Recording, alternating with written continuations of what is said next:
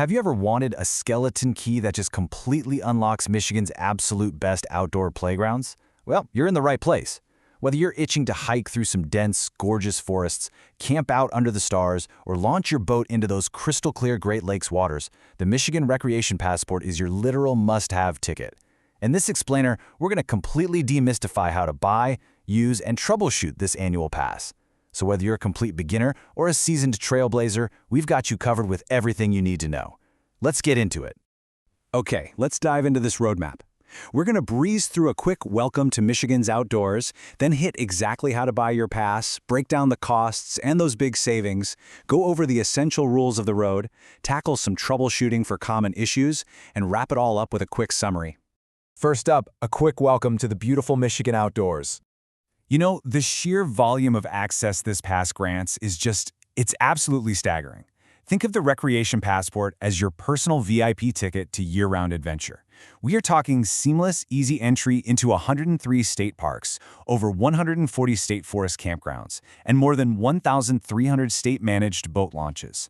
Oh, and it also covers your trailhead parking for literally thousands of miles of hiking, biking, and snowmobiling trails. The absolute best part, once this is tied to your vehicle, you just get waved right through the park entrance gates. No fishing around in your wallet, no holding up the line. It makes spontaneous exploring so incredibly easy. But, you know, why this matters goes way beyond just your personal access.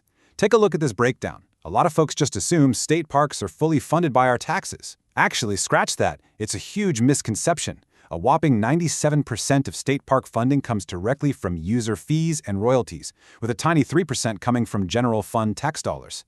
When you buy this pass, you're the one keeping the lights on. You're keeping these parks open and maintained. Plus, 10% of the passport proceeds actually get awarded as grants back to local communities for their own park and trail improvements. You are literally funding the outdoor spaces you love. How cool is that? All right, moving on to Section 2, how to actually buy your pass. Okay, so here is the absolute easiest, most foolproof, and cost-effective way for Michigan residents to get their hands on this passport. It is a super simple 3-step process tied right to your Secretary of State renewal. Step 1, just wait for that annual vehicle registration renewal notice to hit your mailbox.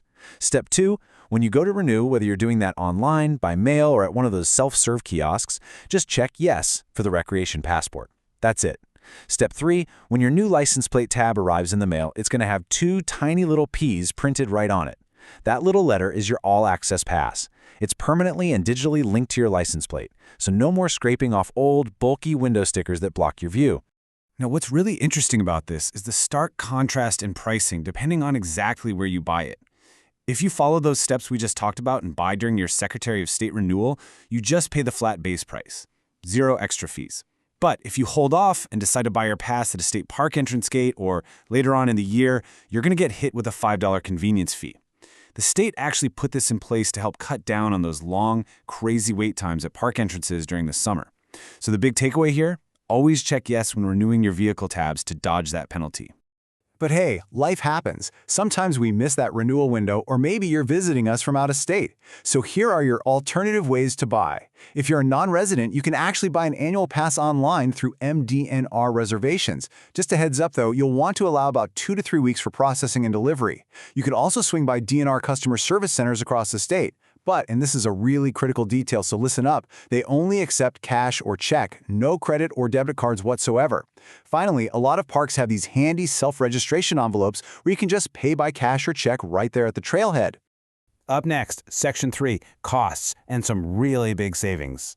Let's clearly break down these pricing tiers, which did just see a slight inflation-adjusted bump effective for 2026.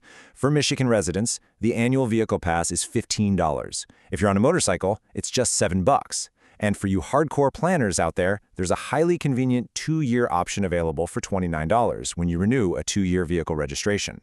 For our non-resident friends, the annual pass is $42 and the daily pass is $12. Honestly, when you think about it, if a daily non-resident pass is $12, that $42 annual pass literally pays for itself in just 4 visits.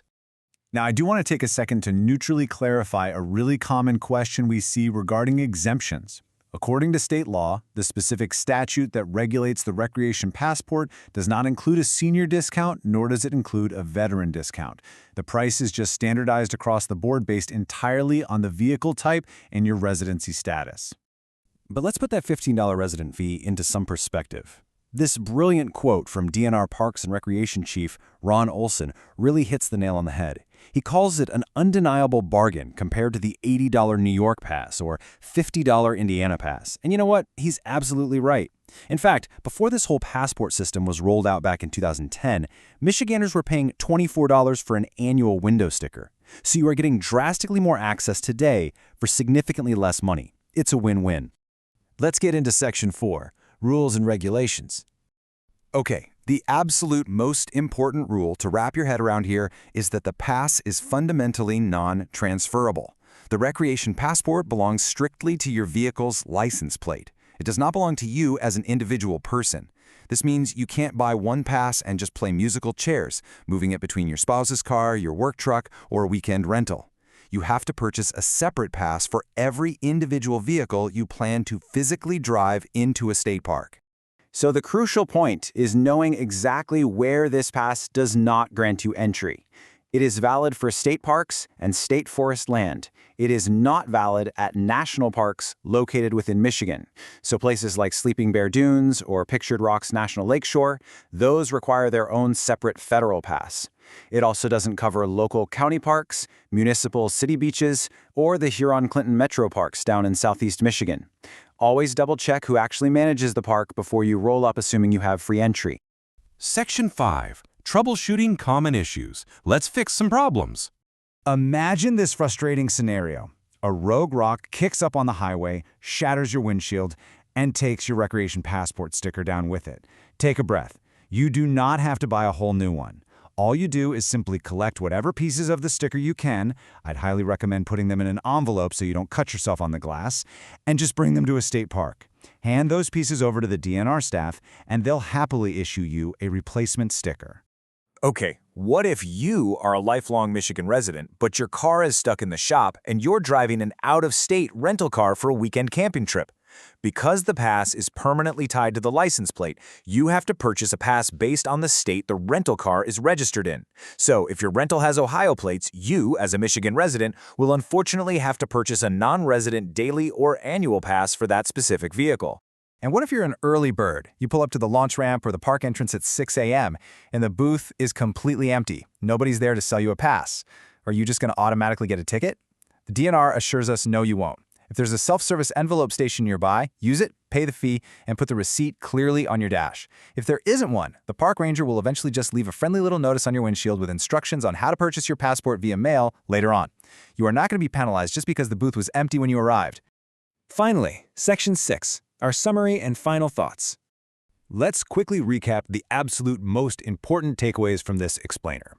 First, always buy your pass during your Secretary of State vehicle registration renewal to lock in that $15 rate and completely avoid the $5 convenience fee.